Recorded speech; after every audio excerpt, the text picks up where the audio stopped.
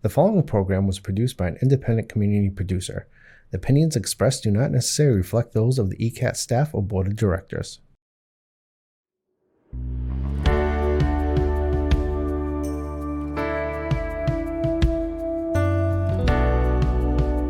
Giving a voice to the voiceless, pulling stories out of the shadows and putting them under the spotlight, making sure that each person is valued and cared for. This is Humanity First with Peter Evers, presented by BAMSI. Hi, everybody, and welcome to this week's edition of Humanity First.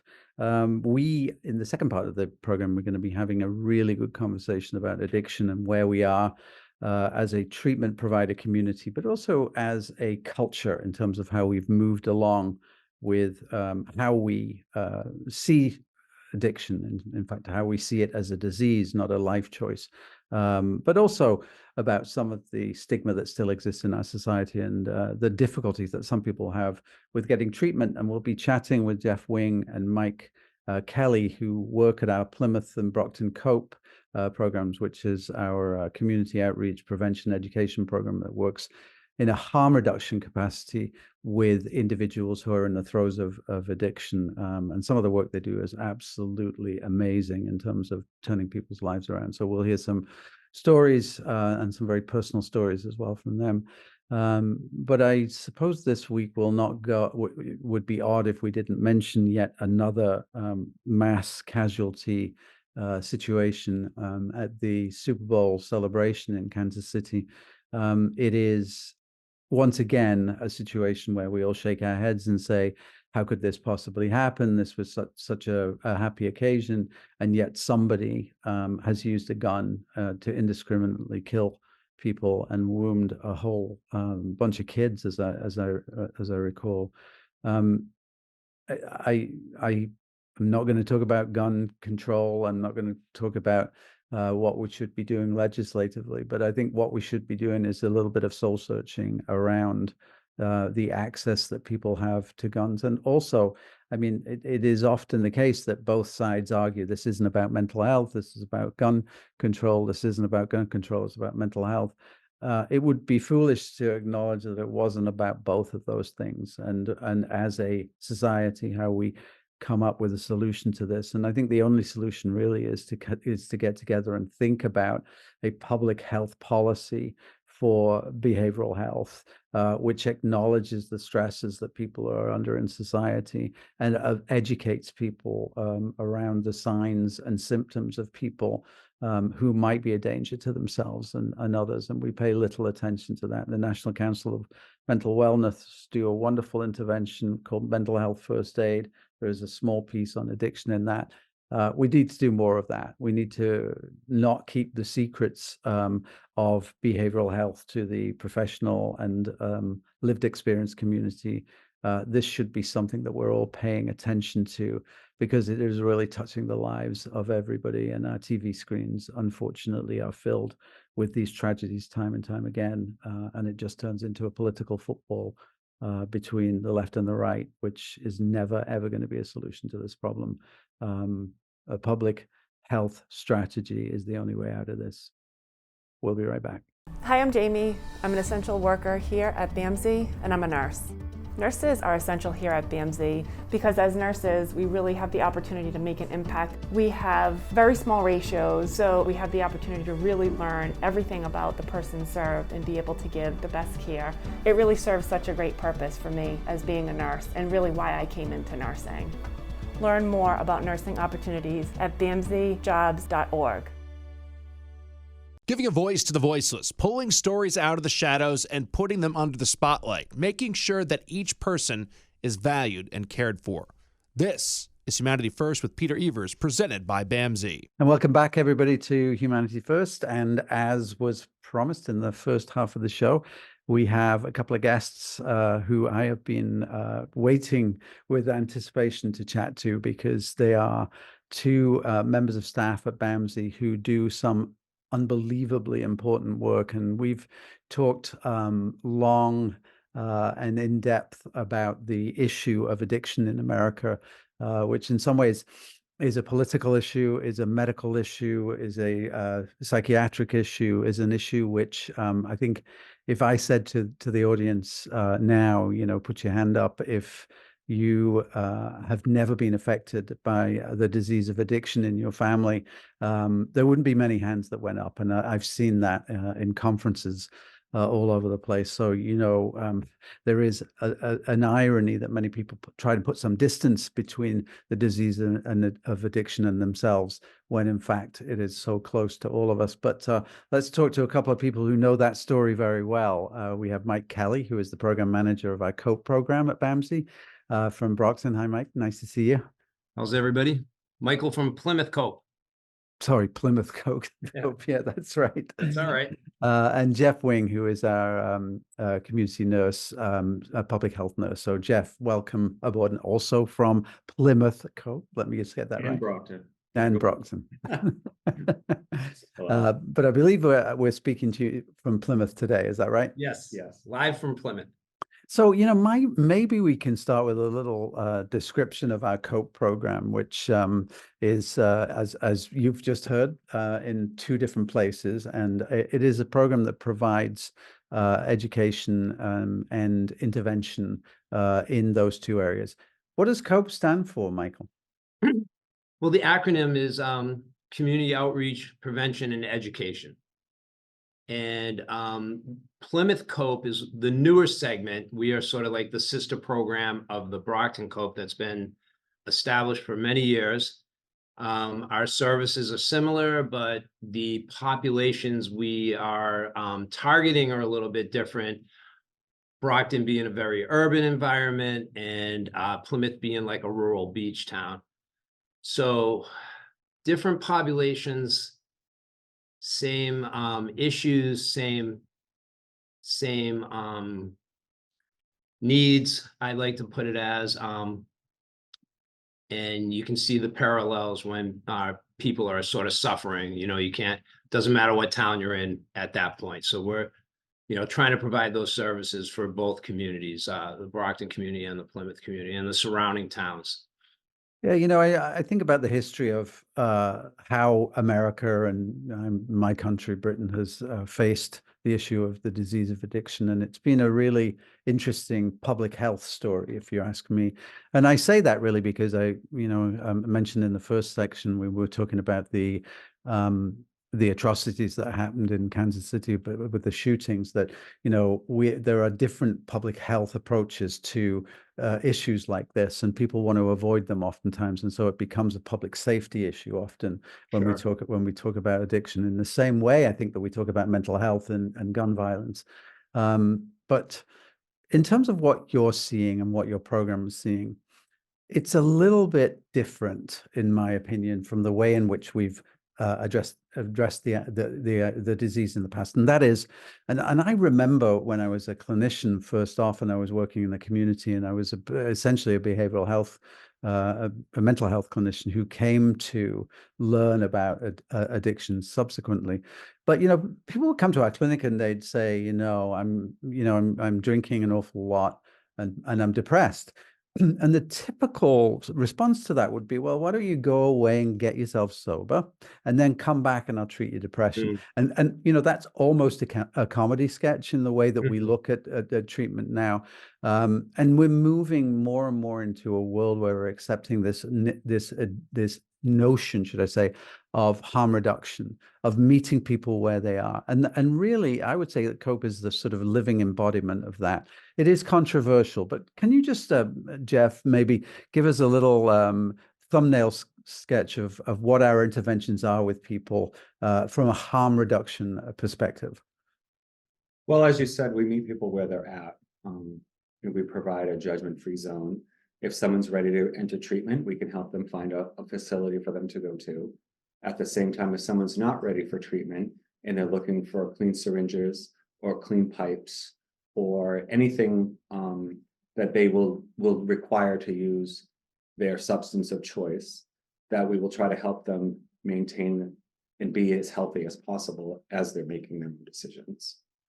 So that's a huge difference from what I described as a young clinician 30 years ago or whatever it was. Let me put this to you, because I think there is some conventional wisdom out there that says, and I hear it sometimes. For instance, when I was in Boston, I responded to a scene where Narcan had been administered, and the firefighters were pretty annoyed, and they said, this is the fifth time we've given Narcan to this person this week. What's the point? There's a lot of that around. It's certainly not something I subscribe to, because this is a way of intervening and saving someone's life. But what do you say to the skeptics around harm reduction? So all you're doing is just encouraging people, that you're continuing people in engaging in self-destructive behavior. What's the counterpoint to that?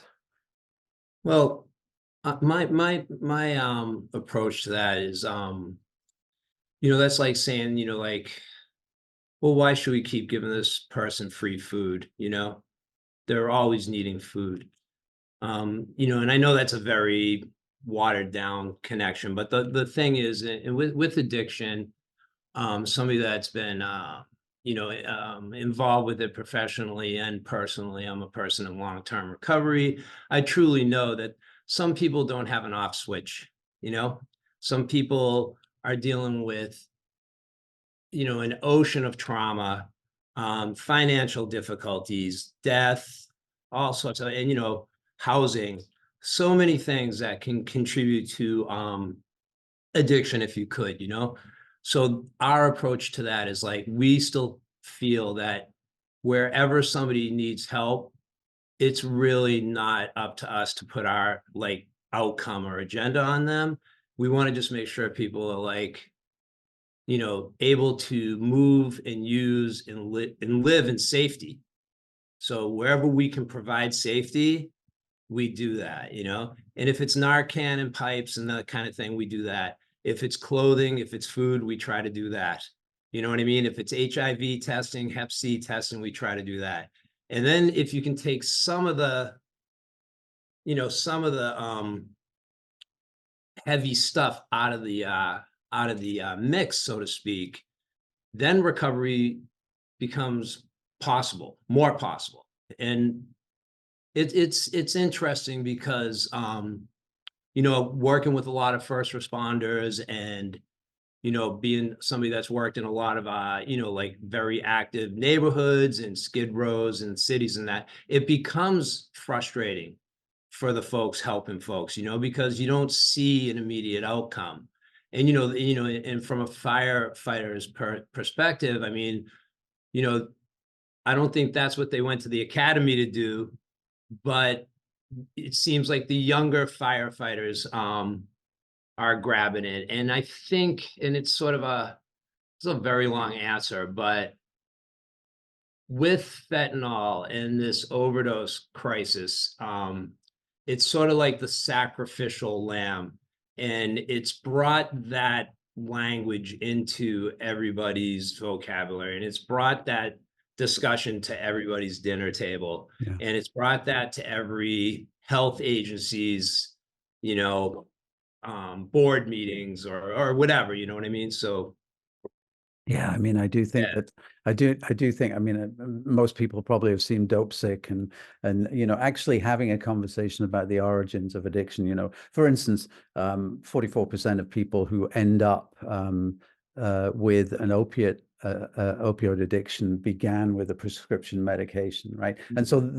those are kids that broke a leg playing soccer. Those are people who had a root canal even. And asking, and I think the medical profession does have a lot of responsibility in making sure that they're prescribing medications in small numbers, and and asking the question about people's experiences with that and their history. I think we're getting better at that. I think there's still a long way to go. But Jeff, you said something to me when we talked 2 weeks ago that's still in my head. Believe it or not much stays in my head for 2 weeks. But you did talk about this notion of offering up to people who are struggling with addiction the opportunity to realize their own humanity, to realize that these are human beings. That really stuck with me.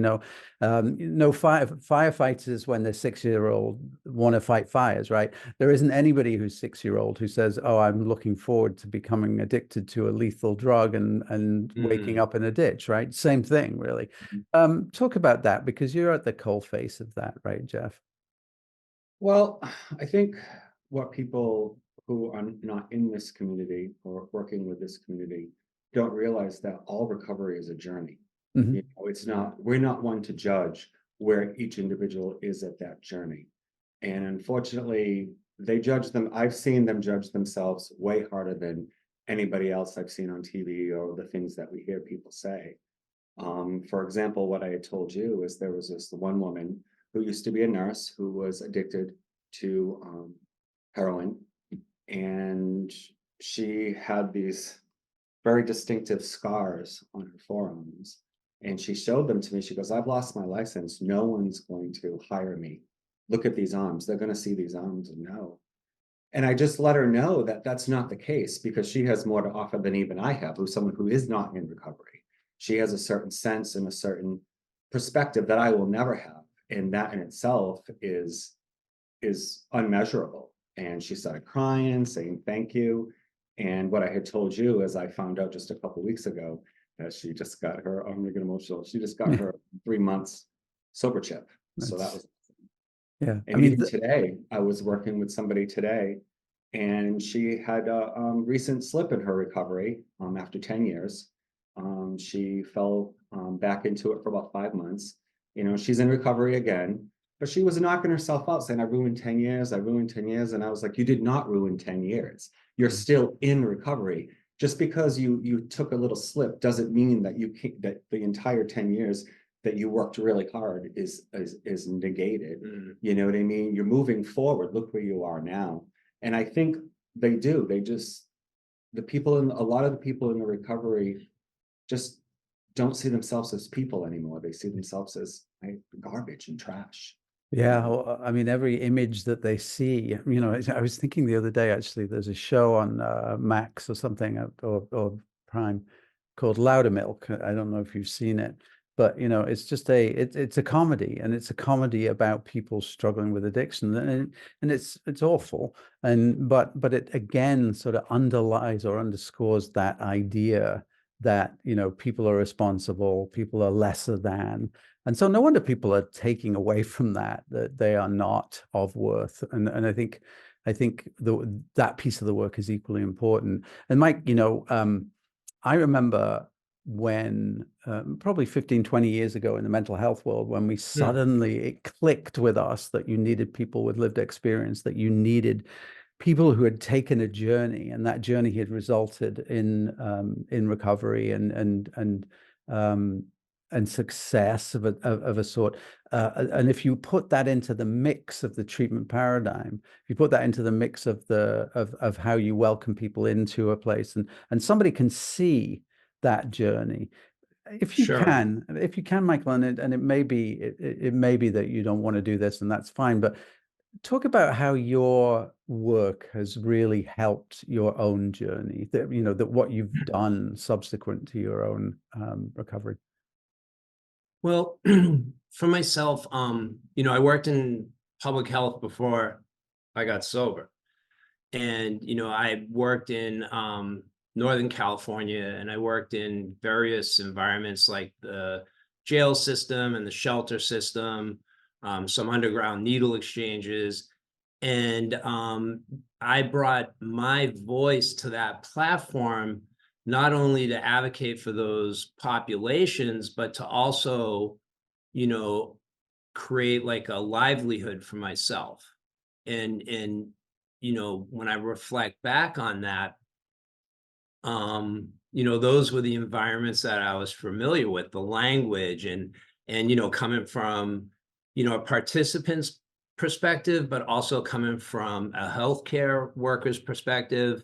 It was, I think it was very fruitful and able to connect with a lot of different people. And then, 17 years ago, I was finished with my drug and alcohol lifestyle. And I was able to expand that experience and, do things like we're doing right now, you know what I mean? And bring this in, because what I truly know is, a dead addict is not going to make it to treatment.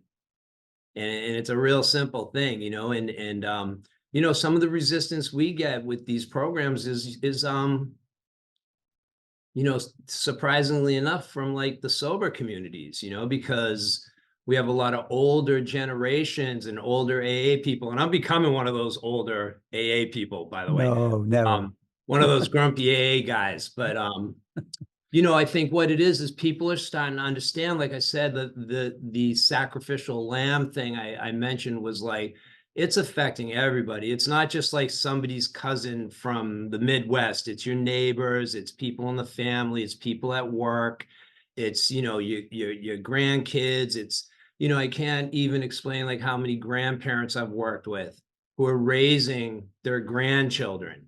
Yeah. You know what I mean? Because either a fatal overdose or somebody's incarcerated or somebody's actually getting the help to get better, so it's a very important position for me to advocate for these populations, but to also just sort of lead by example. It's the best thing I can possibly do, and I run into a lot of folks down the road years from now, and I think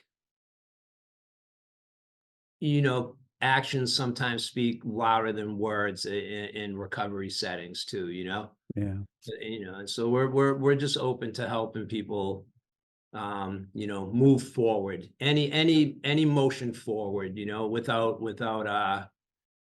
without increasing the risk. If we can help bring some risk down and move somebody forward, we're implementing healthcare. Right. Even if we don't realize it at the moment. Yeah, I think so, yeah. And I mean, I think at the end of the day, people always remember the people that reached out to them in their darkest hour, when they can look back and said that was the moment that when I first believed, if you like. We have run out of time. I told you this would go quickly, and it really did. We still have so many things to talk about, so maybe we can do another section. I always say, we'd love to come back. Yeah, I always say to people, be careful, don't do so well, because I'll have to ask you back. And you have. Thank you so much. It's been wonderful to speak to you. And this work is about as important as it gets in humanity. So thank you so much. I really appreciate it. Thank you, and thank you for supporting us. Absolutely. Goodbye, everybody.